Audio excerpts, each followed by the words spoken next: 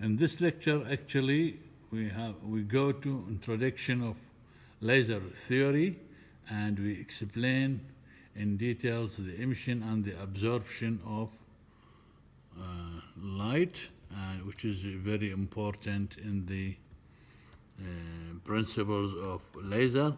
And here the differences in energy of between the levels, where E2 minus E1 equal to h nu, where h is a Planck constant and nu is the frequency of light, as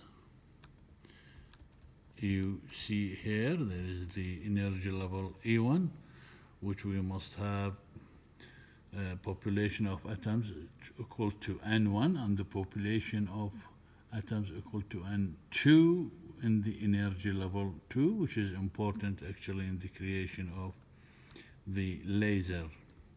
And here we can see also a detailed definition for the spontaneous emission and stimulated emission for a laser. And here you can see this is schematic diagrams which explain the cases in details. In this lecture as well, we go via the Boltzmann distribution, and the Boltzmann distribution in fact is so important here.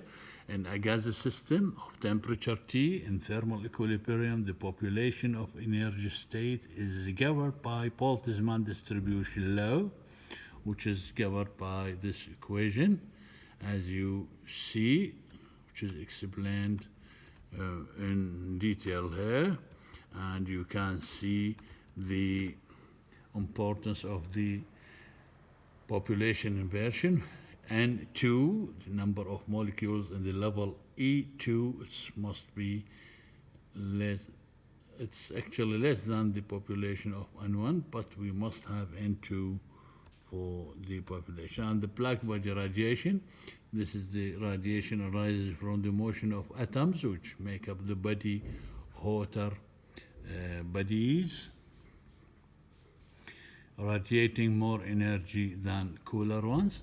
And we define the Stevens law and the importance of the Stevens here in our case. And we also define the emissivity of the body, which is so important. We define the Kirchhoff laws and the definition of the black body.